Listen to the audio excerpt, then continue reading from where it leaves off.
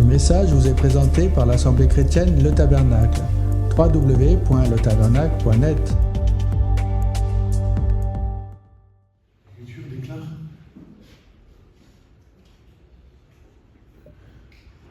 que notre Dieu, est un feu dévorant, n'est-ce pas? Le feu dévorant du Seigneur, c'est sa jalousie à notre égard.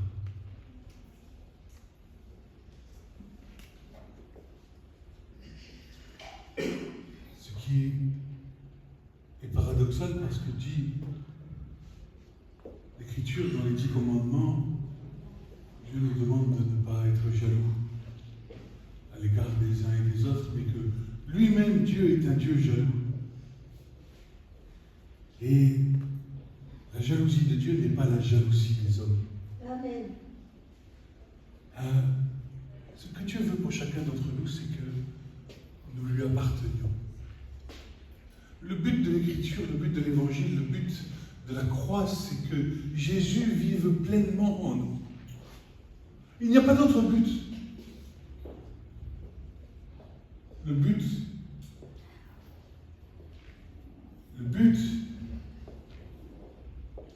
c'est que nous ayons la connaissance de celui qui nous aime, pas pour s'enfler d'orgueil, mais pour que dans l'humilité, dans la soumission à son esprit, nous lui ressemblions.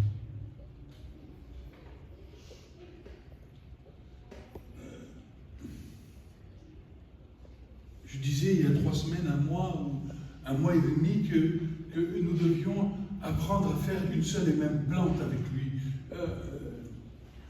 De la même manière que l'épouse connaît son mari et le mari connaît son épouse, et les deux quitteront leur père et leur mère et ne feront plus qu'une seule chair. Nous devons apprendre à quitter la chair pour ne faire plus qu'une seule et même plante avec l'esprit. Et tout ceci est un processus qui prend du temps, mais que bien souvent, par nos comportements, par notre paresse spirituelle, par notre difficulté à accepter ce que nous sommes dans la chair, par tout un tas de facteurs, nous repoussons le temps.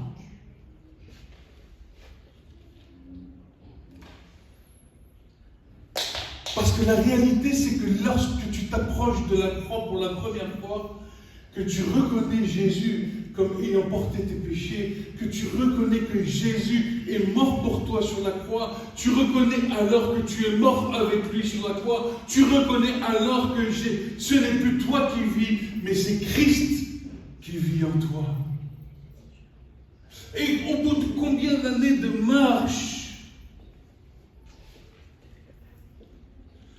par manque de consécration, par manque de désir, par crainte, par les blessures, par tout un tas de paramètres et de nos vies, car nous sommes tous uniques, nous avons tous été créés uniques, nous sommes un, et Dieu nous connaît tous par cœur. Il a œuvré en une seule offrande, nous dit l'Écriture. Il a réglé tous nos problèmes. Et maintenant, dépend de nous le fait de croire. Si tu crois, tu verras la gloire de Dieu. Si tu crois que Jésus est mort pour toi sur la croix, si tu crois que tu es mort avec lui sur la croix, alors l'esprit de vie t'anime. Et ce qui est de la chair meurt. Et ce qui est de l'esprit vit. Mais il faut que tu t'approches de la croix.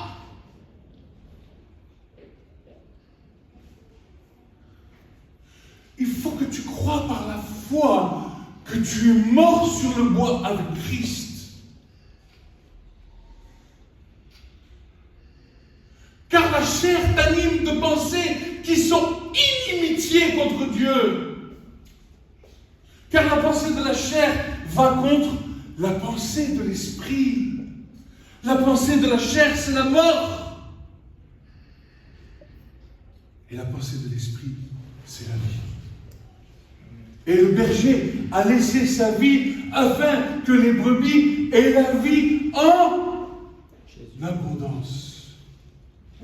En abondance.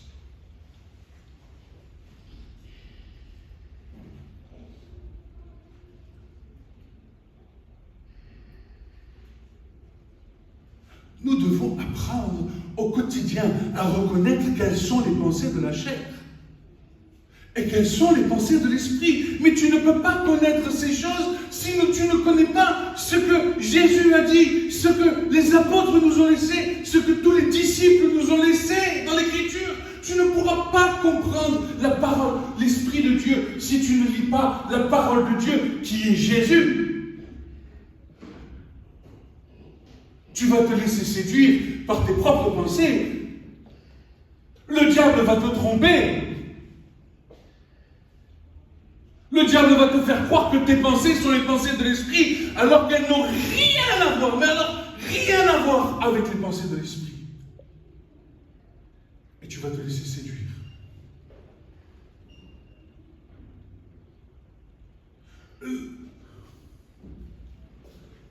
Ce matin, le message que j'ai sur mon cœur, le Seigneur m'a montré ô combien le Père était pas content. Mais pas content du tout, du tout, du tout, du tout, du tout.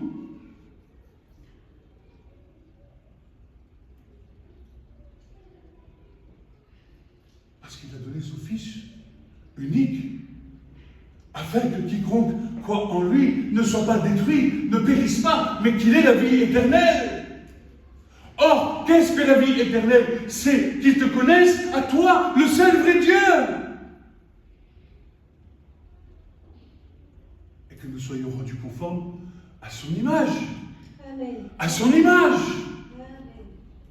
À son image, car tel nous avons été créés. Faisons l'homme à l'image de Dieu. Faisons l'homme à notre image. Le péché nous avait séparés de la présence divine, de la connaissance de Dieu. Les hommes se sont allés chacun à son chemin, se remplissant de connaissances, de connaissances, de connaissances.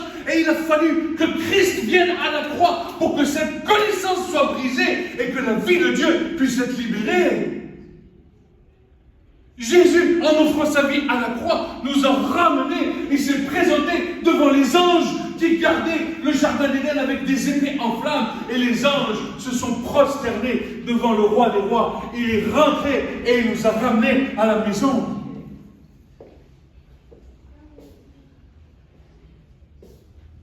Frères et sœurs, l'évangile est très sérieux.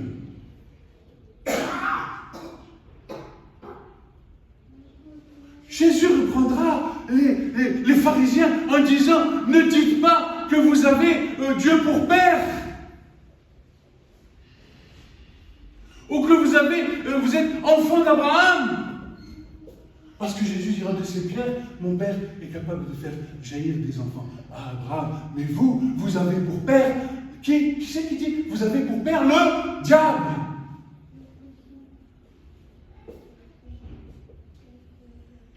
C'est très sérieux.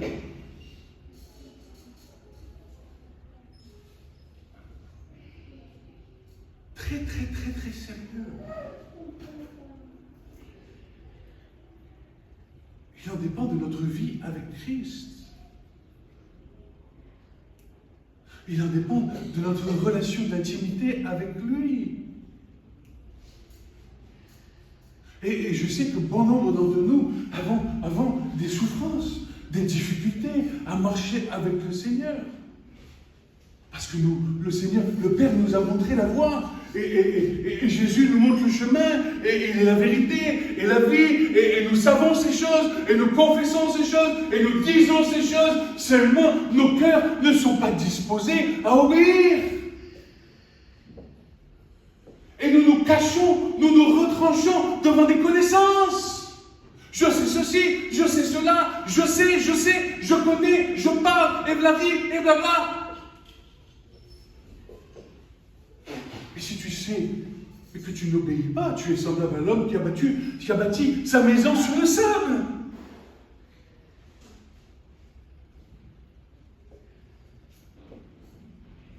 Le psalmiste déclare, voici, psaume 51, verset 6, nous y voici, tu veux la vérité dans l'homme intérieur.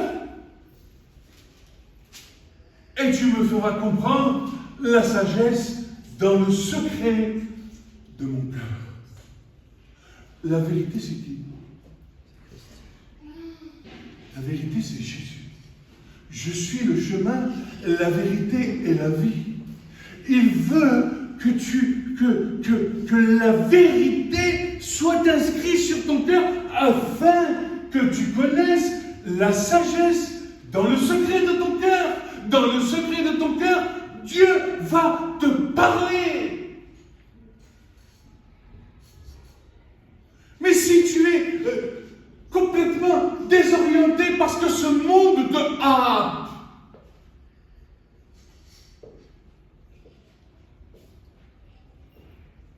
je me souviens d'un frère qui disait ceci. Certains ont la foi et ils sont sous perfusion, aux gouttes à gouttes, aux gouttes à gouttes. Mais ce n'est pas ça la foi.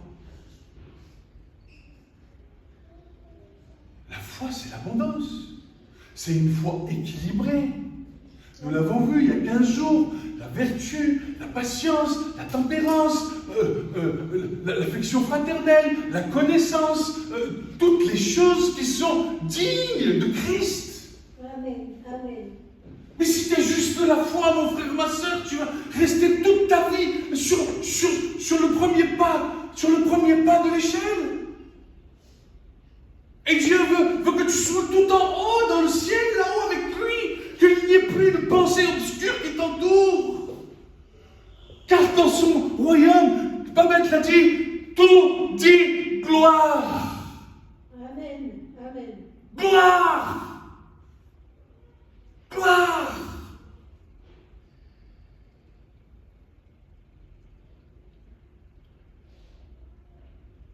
Dieu n'est pas content. Il n'est pas content de nous. Pas du tout. Il n'est pas content des serviteurs de Dieu. Pas du tout.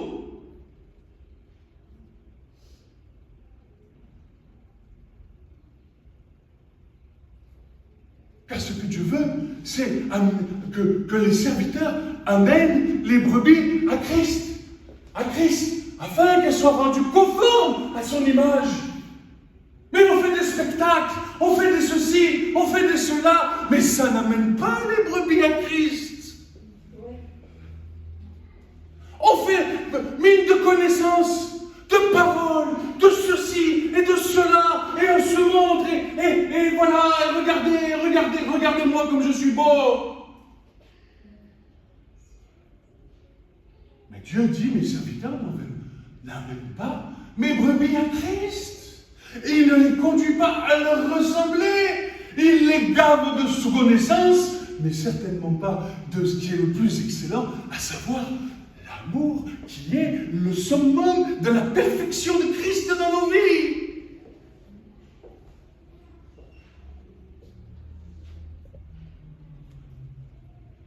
Nous avons eu peur de prêcher l'amour parce que nous avons eu peur de conduire des brebis dans des voies dans lesquelles elles pourraient faire ce qu'elles veulent à cause de l'amour. Mais ce n'est pas l'amour de Dieu, car l'amour de Dieu, il est quoi? Il est premièrement pur, il est saint, il est irréprochable, il est irrévocable, il est parfait. Soyez donc parfaits comme votre Père Céleste est parfait, ou encore, je suis saint, vous serez saints, car je suis saint. Amen. Amen. Mais l'amour de Dieu est manifesté dans sa sainteté. Et sa justice a été manifestée à la croix. Ce n'est plus nous qui devons porter un regard de jugement sur un frère ou sur une sœur. Mais nous devons remettre toutes choses devant le Père afin que lui juge justement. Car si nous jugeons, de la même manière, nous serons donc jugés. Amen. Amen. Et le message de ce matin va cibler nos pensées de jugement, les uns aux égards des autres.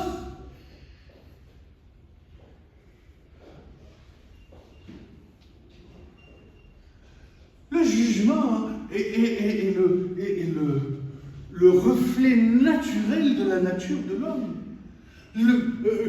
C'est un moyen de protection. C'est un moyen de nous protéger de l'environnement extérieur. Et Christ sait ces choses.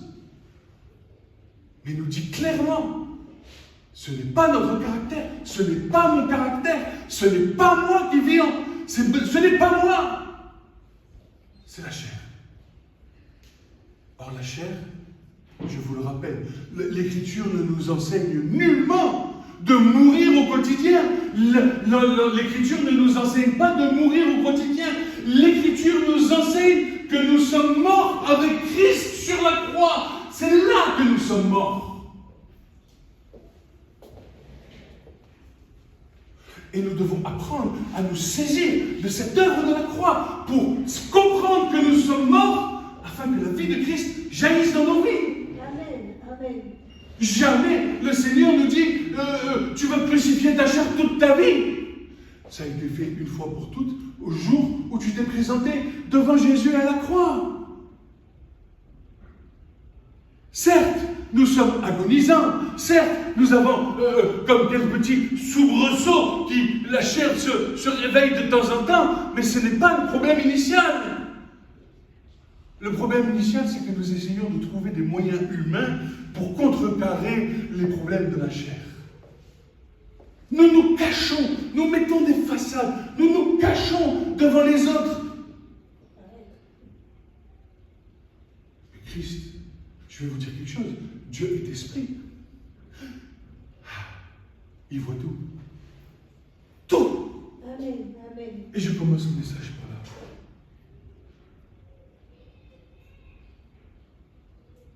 Dieu est esprit. Il connaît tout de nous. L'Écriture déclare en Jean 24 que Dieu est esprit. Et il faut que ceux qui l'adorent en esprit et en vérité. En esprit et en vérité, tu ne peux pas adorer Dieu sans que Christ vive en toi. Dieu fait bien sûr grâce dans nos vies. Mais la grâce n'est pas une raison pour persister dans des choses qui ne plaisent pas à Dieu. Amen. Amen. Amen. La grâce nous permet de nous approcher du trône de la grâce, de recevoir de Christ, d'être purifié, d'être sanctifié, d'être mis à part, de recevoir non pas nos pensées, mais la pensée de Christ dans nos vies, qui se situe où? Écoute-moi mon frère, ma soeur, là, dans l'Écriture, là, ici, la parole de Dieu, c'est Christ.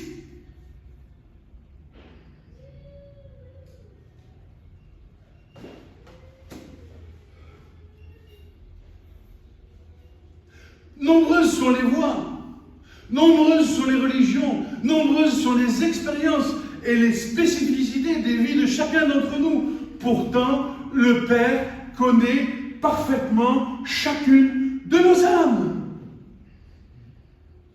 Son omniscience, c'est-à-dire qu'il connaît tout. Son omniprésence, ça veut dire qu'il est en permanence autour de nous. Son omnipotence, c'est-à-dire sa puissance illimitée, témoigne de sa nature spirituelle. Rien ne lui échappe. Il connaît nos pensées, les sonde et les éprouve. Et dis-moi, je vais te dire quelque chose, mon frère, ma soeur. Si tu as des difficultés dans ta vie, sache que le Seigneur va faire en sorte de représenter des choses devant toi afin de t'éprouver, afin de sonder la pensée de ton cœur, afin de savoir comment tu vas réagir. Est-ce que tu vas réagir par la chair ou est-ce que quand la chose se présente devant toi, tu vas te prosterner. Le mot est là, c'est prosterner devant la face de Dieu, disant Seigneur, délivre-moi de ces pensées. Délivre-moi de ce qui n'est pas à ta gloire, car je ne veux faire qu'un avec toi. toi. Et je sais que si je pense ces choses, tu vas te retirer de moi, Seigneur. Car je ne peux pas être ce temple dans lequel ta présence sainte habite si des pensées commencent à chasser ton esprit de moi, Seigneur.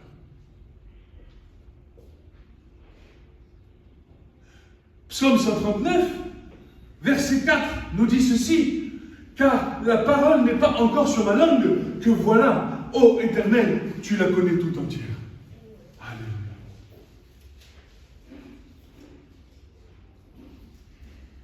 Alléluia. Et je vous encourage à noter les versets. À ceux qui peuvent trouver un stylo, ceux qui ont peut-être déjà un stylo, notez les versets. Psaume 139, verset 23 nous dit: sonde-moi, ô Dieu, connais mon cœur, éprouve-moi, connais mes pensées. Amen, amen, amen. Connais mes pensées. Et Jésus disait: le Père est toujours avec moi parce que je fais toujours ce qui lui plaît. Toujours ce qui lui plaît. Tu veux avoir Christ dans ta vie? Eh bien écoute, commence à conscientiser ta vie. Commence à conscientiser l'instant présent. Savoir que quand tu te déplaces, quand tu parles, quand tu réagis, quand tu interviens, est-ce que les pensées que tu as sont les pensées de l'esprit ou ce sont les pensées de la chair? Si ce sont les pensées de la chair, point de problème. Celui qui chute, Dieu le relève 7 fois. Mais faut-il encore qu'après avoir eu des pensées qui sont désagréables à Dieu, tu puisses venir te prosterner devant lui et lui demander pardon. Pardon, Seigneur, d'avoir attristé ton esprit. Pardon, Seigneur, d'avoir souillé le temple que je suis. Fais-moi grâce et tu verras la grâce de Dieu où l'Esprit de Dieu viendra te remplir parce qu'il te saisira ton cœur de compunction et te montrera quoi? Sa justice? Non, tout l'amour qu'il a pour toi.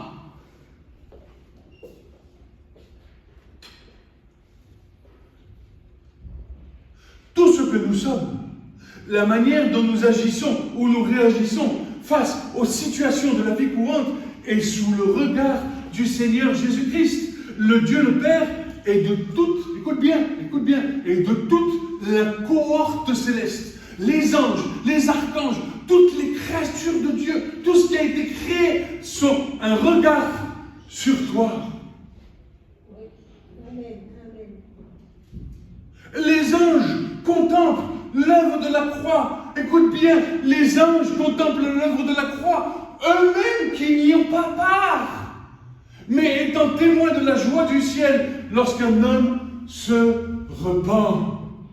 Les anges n'ont pas, mais vous vous rendez compte, les anges, plus forts en puissance, n'ont pas, même pas part à l'œuvre de la croix. Ça a été réservé aux hommes. Mais cette grâce que nous avons, s'il vous plaît. C'est pour ça que Jésus dit ceci en Luc 15. Ainsi, je vous dis, il y a de la joie devant les anges de Dieu pour un seul pécheur qui se repent. Alors, nous voyons ça avec des choses, vous savez, on voit ça, oui, le pécheur, c'est celui qui est du monde et qui vient à Christ. Non, je vais te dire quelque chose, tu es d'autant plus responsable quand tu as Christ dans ta vie. Lorsque tu as des pensées qui sont opposées à la pensée de l'esprit, tu es pécheur devant Dieu. Amen, amen. Amen. Et il y a de la joie. Les anges se réjouissent parce qu'ils n'ont pas part. Et même, je vais te dire, peut-être les anges sont jaloux.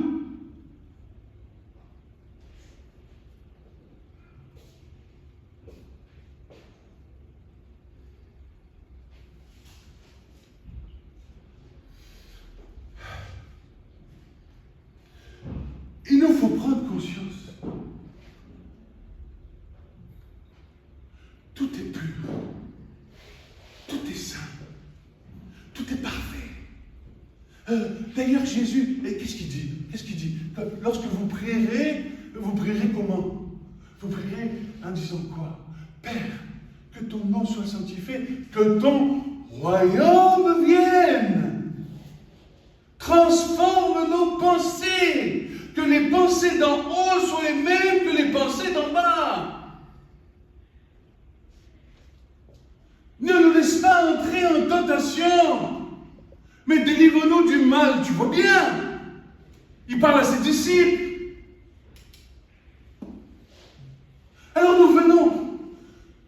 réunion de prière, nous venons à la louange, nous venons confesser, nous témoignons, nous faisons toutes sortes de bonnes choses pour Dieu. Et Dieu dit, ce ne sont pas ceux qui disent Seigneur, Seigneur qui vont rentrer dans le royaume. Ce sont ceux qui font la volonté de mon Père. Amen. Amen. Amen. Oh, tes paroles sont dures. Mais c'est la réalité. Tu sais ce que ça a coûté à Dieu d'envoyer son Fils mourir sur la croix, dépouillé de sa gloire, marcher dans un corps de chair, être humilié, être mis à nu, frappé, crucifié, une couronne d'épines sur la tête, se moquer, la barbe arrachée. Tu sais ce que ça a coûté? Il est temps d'arrêter de jouer aux chrétiens. Il est temps de se remettre en question.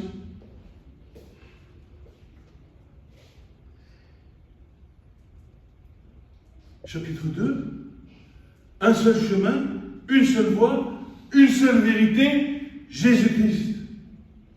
Chapitre 2, c'est le plan qui se déroule. Face à la multitude des religions, des philosophies, des traditions, des expériences humaines, Dieu a tracé un seul chemin vers lui. Jésus-Christ, son Fils unique. Il n'y a pas plusieurs vérités, ni plusieurs voies menant au salut. Il n'y en a qu'une seule, clairement révélée dans l'Écriture, et c'est Jésus qui nous le dit.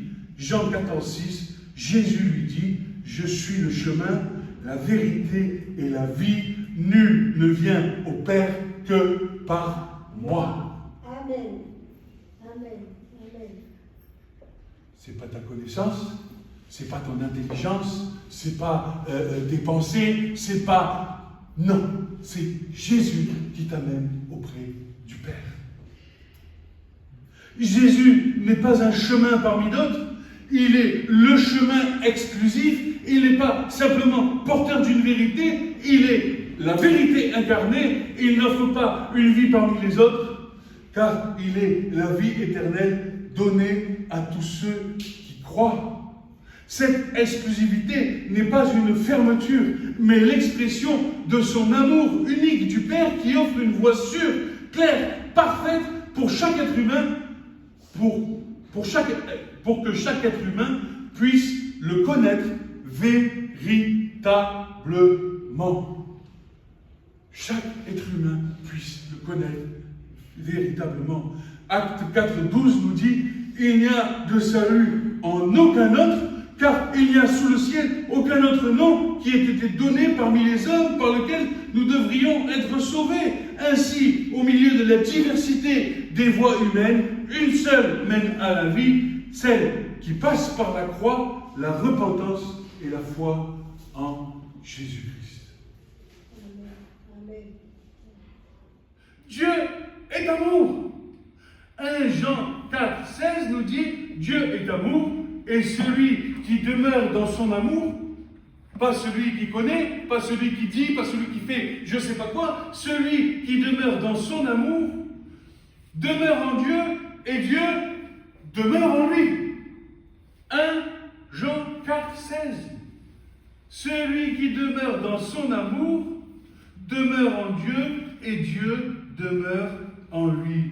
La croix est la parfaite manifestation de l'amour et de la sagesse de Dieu, préparée d'avance pour ceux dont le nom est inscrit dans le livre de vie. Acte 13, 48 nous dit ceci: tous ceux qui étaient destinés à la vie éternelle crurent. 1 Corinthiens 1, 23 et 24 nous dit ceci: nous prêchons Christ crucifié, puissance de Dieu, sagesse de Dieu pour ceux qui sont appelés. Et Acte 2, 47 nous dit ceci: et le Seigneur ajoutait chaque jour à l'Église ceux qui étaient sauvés. Aïe, aïe, aïe, aïe, mon frère, ma soeur.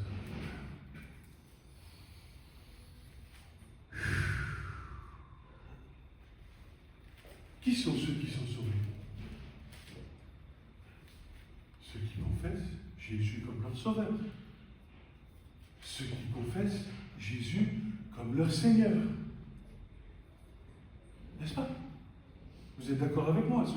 Ceux qui confessent, si tu crois dans ton cœur que Jésus est Seigneur et que tu confesses de ta bouche que Dieu l'a ressuscité d'entre les morts, alors tu seras sauvé. Amen. Amen. Bien. On va rentrer dans un chapitre qui va tordre un petit peu les entrailles. Et c'est bon. C'est avec beaucoup d'amour. Il n'y a pas de jugement. Il y a un constat que le Seigneur manifeste le fait qu'il soit mécontent. Mais ce n'est pas dans un but de jugement. Ce n'est pas dans un but de nous condamner ou de nous faire du mal. Non, c'est pour que nous puissions reconnaître notre état de péché, reconnaître que les pensées que nous avons sont charnelles, que nous puissions les mettre devant Dieu, que nous soyons pardonnés et que nous soyons transformés. On est d'accord avec ça? Amen. Ok. Chapitre 4. Le danger du jugement charnel.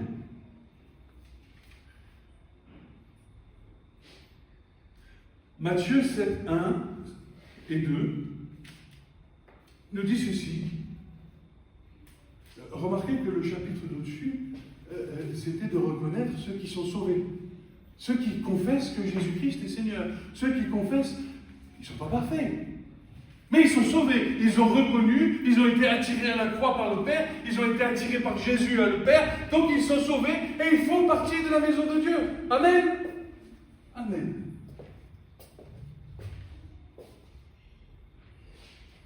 Je sens des tensions.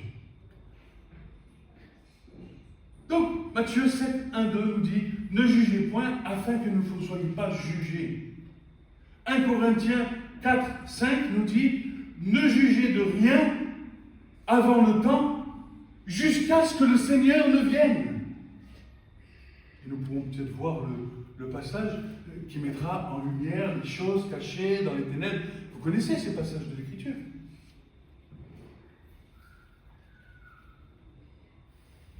Jacques 4, 11 et 12 nous dit ceci. Un seul est législateur et juge. Mais toi, qui es-tu pour juger ton prochain? Romains 2, versets 1 à 5 nous dit ceci. Tu es inexcusable, ô homme qui juge.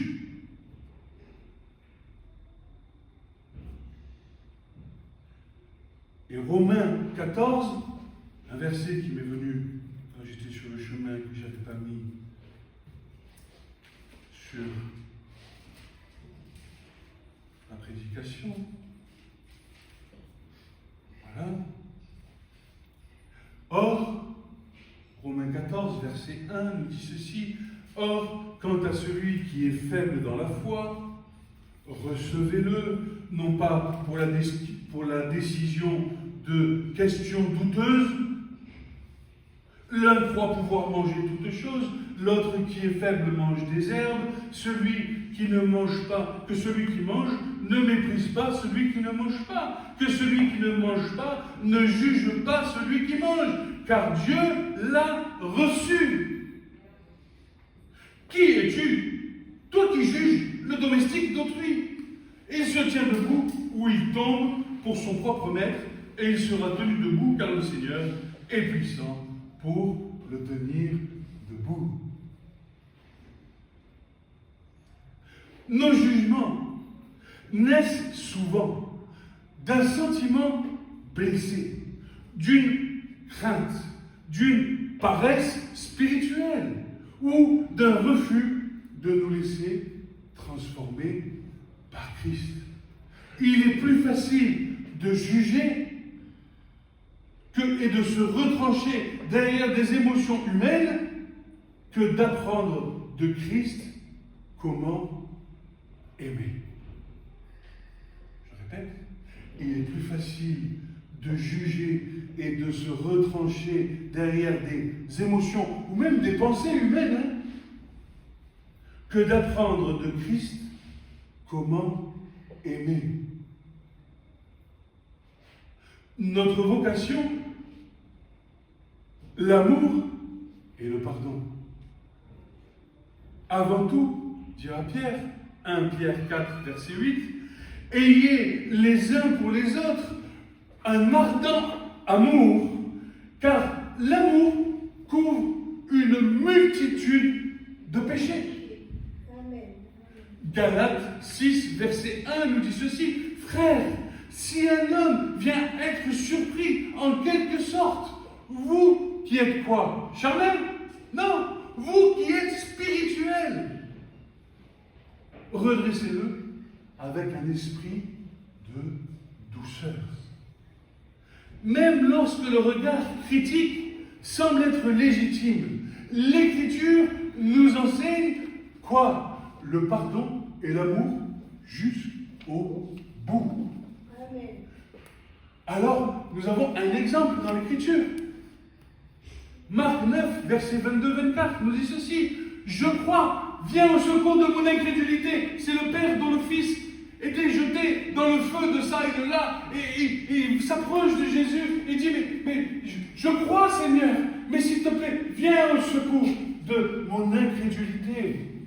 Peut-être que nous devrions venir au pied du Seigneur et lui demander, Seigneur, viens au secours de mon incrédulité. Car, ne dis pas, je ne peux pas y arriver, car l'Écriture déclare, tout est possible à celui qui croit. Amen.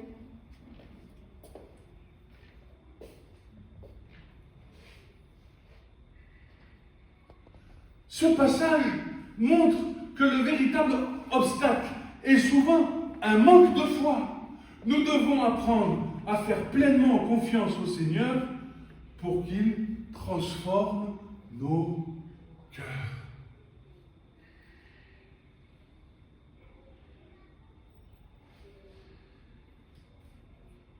Chapitre 6. Écouter le Fils et être transformé. J'ai fait une prédication un peu particulière ce matin, j'ai mis des chapitres pour que nous puissions avoir un déroulement de l'esprit, pour que nous puissions séparer les choses qui sont dites de façon à ce que nous puissions comprendre comment le Seigneur lui-même veut nous bâtir dans le spirituel, veut nous montrer le chemin par lequel nous devons marcher. Donc, l'amour et le pardon, notre appel, chapitre 6, écouter le Fils et être transformé. Ce n'est que sur le mont de la transfiguration que les disciples connaissent Jésus.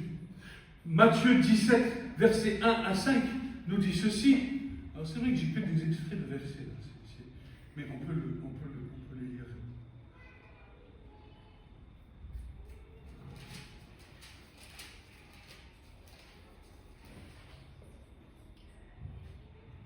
Après 6 jours, Jésus prend avec lui Pierre, Jacques et Jean. 3 disciples, pas plus. Je vous rappelle quelque chose. Écoutez-moi, mes frères et sœurs. Pierre, Jacques et Jean étaient considérés par l'Église de Jérusalem comme étant les colonnes de l'Église. Pourquoi? Ils ont vu Jésus glorifié sur le monde. Ils ont vu la plénitude de Christ glorifié. Ils ont compris. Et c'est seulement à ce moment-là qu'ils ont vraiment compris qui était Jésus. Et l'Écriture nous dit ceci. Et les mène à l'écart sur une haute montagne, et il fut transfiguré devant eux. Son visage resplendit comme le soleil, ses vêtements devinrent blancs comme la lumière. Et voici Moïse et Élie apparus, parlant avec lui. Et Pierre répondant dit à Jésus, Seigneur, il est bon que nous soyons ici. Si tu veux, faisons ici 3 tentes, une pour toi, une pour moi, une pour toi, une pour Moïse, une pour Élie. Et comme il parlait encore, voici une nuée lumineuse les couvrit, et voici une voix de la nuée disant, écoute Église, écoute, disant, celui-ci est mon fils bien-aimé, en qui j'ai trouvé mon plaisir, écoutez-le. Écoutez-le. Amen. Amen. Pas ce que tu as appris, pas ce que les hommes t'ont transmis. Parce que ce que les hommes t'ont transmis, c'est une part de vérité, un pain de reflet de Christ. Les hommes sont pécheurs, les hommes sont parfois charnels. Et entre ce que Dieu nous donne et ce que nous donnons, il y a comme des fois une altération de la pensée de Dieu. Et là où tu vas retrouver la véritable pensée de Dieu, c'est dans ta communion par le Saint-Esprit avec le Père. Le Père nous demande donc d'écouter Jésus. Nous devons croire en ses paroles, en celles de ceux qui ont rendu nous devons croire en ses paroles et en celles de ceux qui ont rendu témoignage de lui. La transformation spirituelle passe par 2 Pierre 1,5, nous l'avons vu, mais je répète.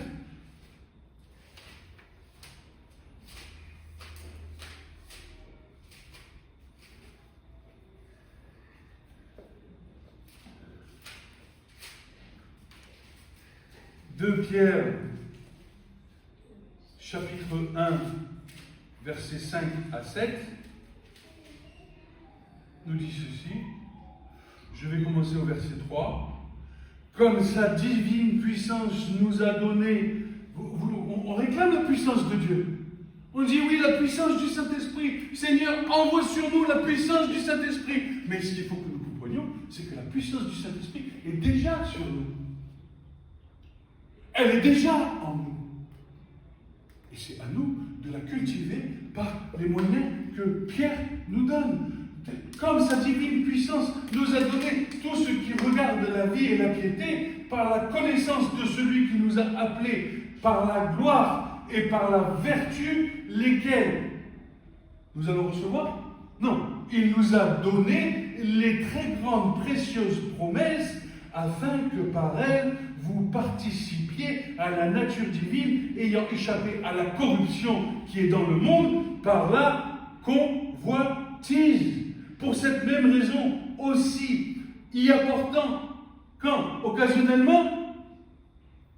Une fois par semaine? 7 jours sur 7? 24 heures sur 24? Comment? En y apportant tout empressement, chaque seconde, chaque minute, chaque cœur, chaque battement de cœur, nous devons rester concentrés, connectés à l'Esprit Saint. Ne pas nous laisser détourner, parce que la chair, elle est là, la chair, elle se tient devant toi. Comme le péché. Et Dieu te dit, toi, domine. Et Pierre nous dit, je répète les mêmes choses. Joignez à votre foi. J'ai la foi. Oui, c'est bien la foi, mais ça ne suffit pas. Je crois, mais les démons aussi croient et ils tremblent. La vertu. Il faut-il encore savoir ce que c'est que la vertu? La vertu, c'est tout ce que le Saint-Esprit te fait discerner, tout ce que le Saint-Esprit te met en toi pour que tu puisses avoir un regard différent, pour que tu puisses avoir des yeux différents, pour que tu arrêtes de penser avec ta tête, mais que tu penses avec les yeux de ton cœur. La connaissance. Et Pierre dit, mais à la connaissance, ajoutez la tempérance, parce que Paul dira, la connaissance, ça enfle. Mais l'amour, ça bâtit, ça édifie, ça construit. Et à la tempérance, la patience, c'est long. Vis-à-vis des frères et sœurs, c'est long. Vis-à-vis de nous, c'est long. C'est long d'être transformé par le Seigneur. Et nous devons avoir beaucoup, beaucoup, beaucoup de patience envers nous-mêmes et surtout envers les autres. Et à la patience, la piété. La piété regarde tout ce qui nous regarde notre communion avec le Seigneur. Et à la piété, parce que tu as une communion avec le Seigneur, alors il y a quoi? L'affection fraternelle.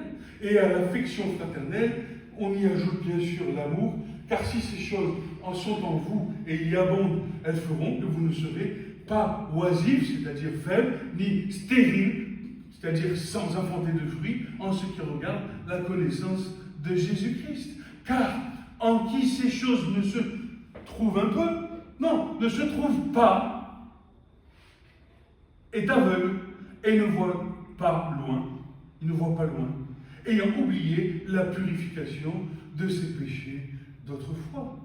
C'est pourquoi, frères, étudiez-vous d'autant plus à affermir votre vocation, votre élection, car en faisant ces choses, vous ne faillirez jamais.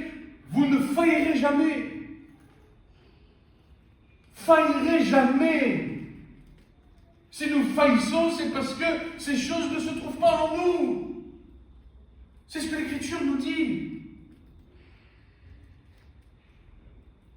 Car ainsi, l'entrée dans le royaume éternel de notre Seigneur et Sauveur Jésus-Christ vous sera richement donnée.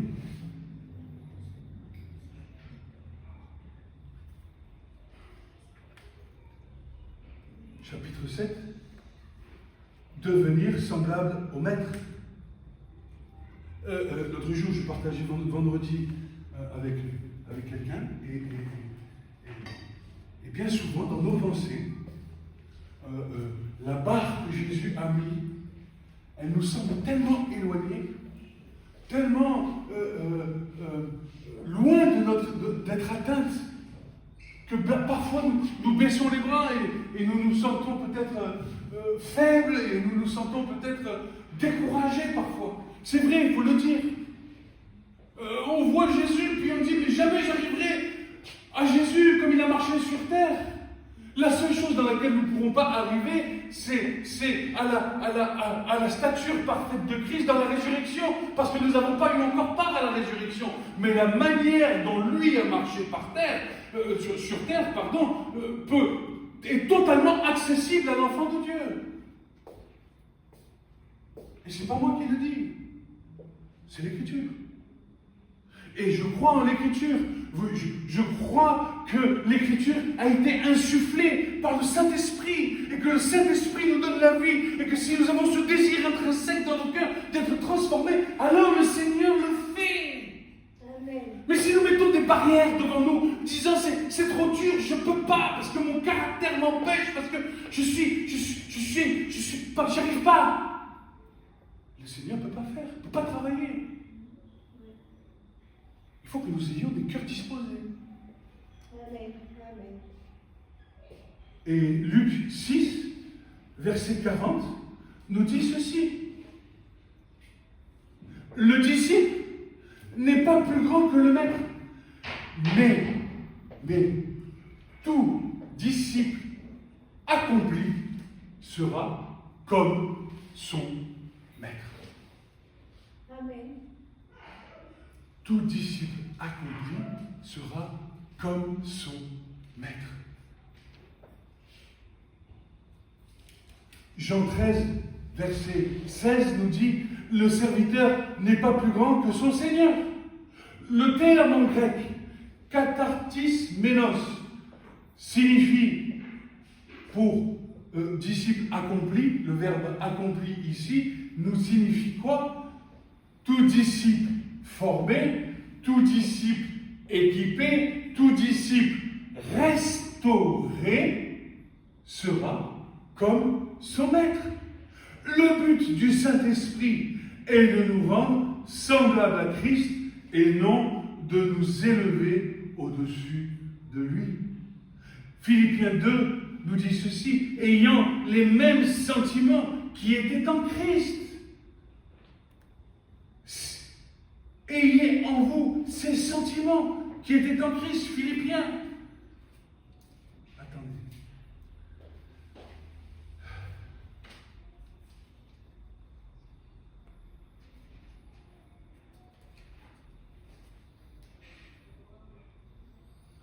Qu'il y ait donc en vous cette même pensée, qui était aussi dans le Christ Jésus, lequel, étant en forme de Dieu, n'a pas regardé comme un objet à ravir d'être égal à Dieu, mais il s'est anéanti lui-même, prenant la forme d'un esclave, étant fait à la ressemblance des hommes, étant trouvé en figure comme un homme, il s'est abaissé lui-même, il est devenu obéissant jusqu'à la mort et à la mort de la croix.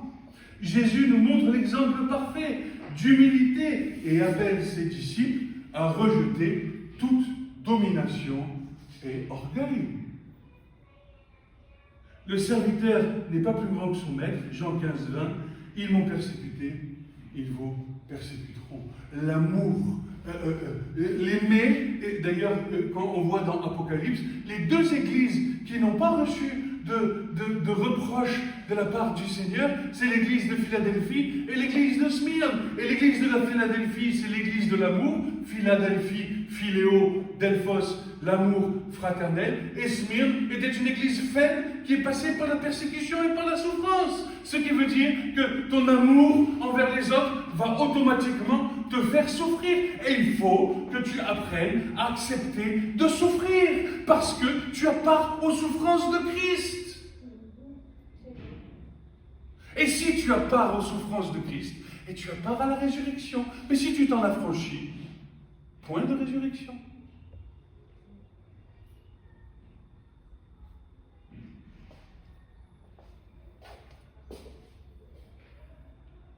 Sommes-nous prêts? Question. Dans notre génération, à relever le défi de propager l'amour de Christ afin que la plénitude de sa personne s'élève dans chaque croyant, du plus faible au plus fort, et que nous parvenions ensemble à la stature parfaite de Christ. Romains 10, verset 2, nous dit, Paul reconnaissait que ses frères juifs avaient du zèle pour Dieu, mais ils étaient sans intelligence. 1 Corinthiens 10, versets 1 à 5, il y a l'exemple des pères dans le désert qui sont passés sous la nuée, ils ont bu au rocher, ils ont vécu des choses spirituelles, mangé de la nourriture spirituelle, comme nous. Mais ayant été dépourvus de foi, ils périrent tous dans le désert. Tu manques le but. Puisque l'amour, et nous sommes un. L'amour, on va l'avoir à la fin. Vous allez voir l'amour ce que c'est. Vous allez voir.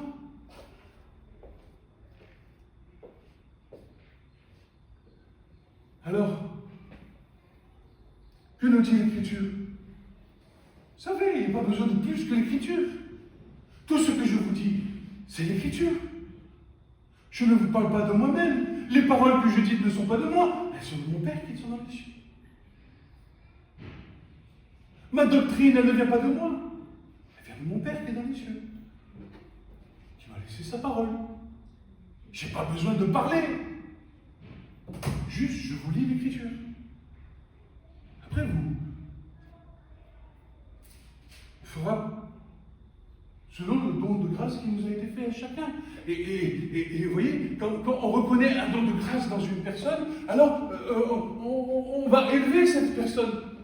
Tu vois, si quelqu'un est faible, tu vas l'élever, tu vas t'approcher de lui, tu vas essayer de lui donner, comme un bébé qui apprend à marcher, qui a besoin de deux mains. Mais faut-il encore que le bébé veuille? Faut-il encore que le frère ou la sœur soit prêt à recevoir de celui qui a reçu un don de grâce et qui va t'aider? Jésus a lavé les pieds de ses disciples. Qui parmi vous, je me mets devant vous, là je vais chercher une bassine, qui parmi vous accepterait que je vous lave les pieds? J'ai fait le cas. J'ai eu le cas avec un frère. Ah non, mes pieds, c'est mes pieds. Eh oui. Et je l'ai fait à mon fils. À Lohan, l'autre jour, il était en colère contre moi. J'ai dit à Katia, va me chercher une bassine. Arrête, papa, c'est gênant. Non, va me chercher une bassine. Je me suis mis à genoux, j'ai pris du savon, j'ai pris ses pieds, je l'ai fait déchausser, je lui ai lavé les pieds. Je suis son père. Je suis l'autorité. Il me blesse, il me fait mal, il m'insulte. Il est parfois en colère contre moi. qu'est-ce que je te demande, mon fils? Viens. Qu'est-ce que tu as besoin? Je te lave les pieds, mon fils. Je t'aime. C'est ça l'amour. C'est pas de dire je t'aime. Je t'aime. Je t'aime, mais dans mon cœur, je t'aime pas. Je t'aime d'un amour humain, je t'aime d'un amour charnel, je t'aime, oui, bonjour, mon frère, ça va, oui, ça va. Mais l'amour, c'est quoi? C'est te donner entièrement. Amen. Être une offrande.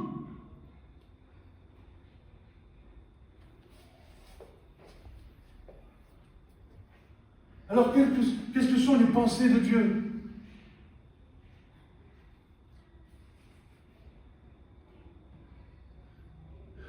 J'ai fini.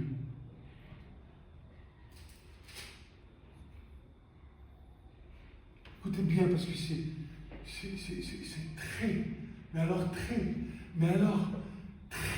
très, très important ce que je vais vous dire. Je suis très sérieux.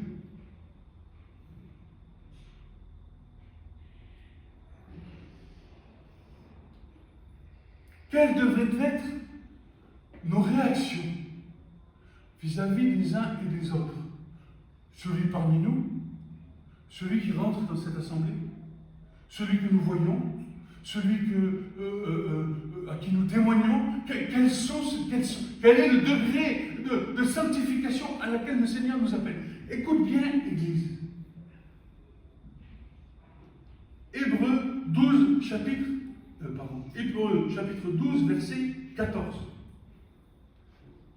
Poursuivez la paix avec tous et la sainteté sans laquelle nul ne verra le Seigneur. Virgule. Veillant de peur que quelqu'un ne manque de la grâce de Dieu, de peur que quelques racines d'amertume bourgeonnant en haut ne vous troublent et que par elles, plusieurs ne soient souillés, de peur qu'il y ait quelques fornicateurs ou profanes comme Ésaü, qui pour un seul mets vendit son droit d'aînesse de premier-né. Car vous savez que aussi plus tard, désirant hériter la bénédiction, il fut rejeté car il ne trouva pas lieu à la repentance, quoiqu'il l'eût cherché avec larmes. Quel est notre droit d'aînesse de premier-né? C'est Jésus. Et si nous vendons Jésus pour un autre mets, le mets de la connaissance, le mets de la chair,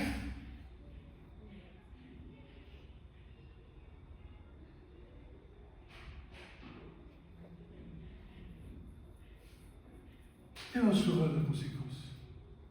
Nous rechercherons avec cris, avec pleurs, mais nous ne trouverons plus lieu à la grâce de Dieu.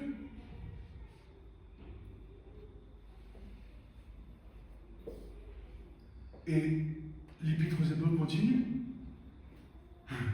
Regardez le niveau dans lequel le Seigneur nous amène. Car vous n'êtes pas venus à la montagne qui peut être touchée, ni au feu brûlant, ni à l'obscurité, ni aux ténèbres, ni à la tempête, ni au son de la trompette, ni à la voix des paroles, voix que ceux qui l'entendaient priaient que la parole ne leur fût plus adressée. Car ils ne pouvaient supporter ce qui était enjoint. Même, dit l'Écriture, si une bête touche la montagne, elle sera lapidée, la montagne sainte. Écoute, et Moïse, si terrible était ce qui paraissait, dit, je suis épouvanté et tout tremblant. Mais vous êtes, nous tous, c'est pas la montagne. La montagne, c'était profane. La montagne, c'était sur la terre. La montagne, ça n'avait point de mesure égale à ceux à qui nous nous approchons en vérité, en esprit, en vérité, nous nous approchons du Christ Sauveur, du ressuscité. Mais nous montons à la montagne de Sion, à la cité du Dieu vivant, dans la Jérusalem céleste. C'est pas la terre, c'est le ciel. Et les myriades d'anges et l'assemblée universelle et l'assemblée des premiers-nés inscrit dans les cieux. Et à Dieu, juge de tous, aux esprits les justes consommés, et Jésus, médiateur d'une nouvelle alliance et du sang d'aspersion qui parle mieux que celui d'Abel. Prenez garde que vous ne refusiez pas celui qui parle, car ceci et cela, par-ci cela n'ont pas échappé, c'est-à-dire ceux qui sont morts dans le désert, à celui qui parlait en oracle sur la terre, c'est-à-dire Moïse, s'ils n'ont pas échappé à ce qui a été dit par Moïse, combien moins échapperons-nous si nous nous détournons de celui qui parle depuis les cieux, duquel la voix ébranla la terre. Mais maintenant, il a dit, disant, encore une fois, je secouerai non seulement la terre, mais aussi le ciel. Et encore une fois, indique le changement des choses muables, comme ayant été faites, afin que celles qui sont immuables demeurent. Qu'est-ce qui est immuable? On l'a vu au début, Dieu est amour. C'est pourquoi recevez un royaume inébranlable, retenons la grâce par laquelle nous servirons Dieu d'une manière qui lui soit agréable, avec révérence et crainte, car aussi notre Dieu est un Dieu, un feu consumant.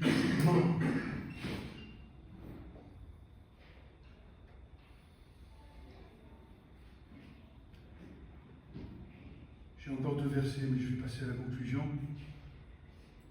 L'Écriture nous enseigne de veiller les uns sur les autres, afin que, non pas que nous regardions et que nous jugions ou que nous disions des mauvaises choses, mais que nous veillions les uns sur les autres, afin que personne ne manque du don de la grâce de Dieu dans nos vies.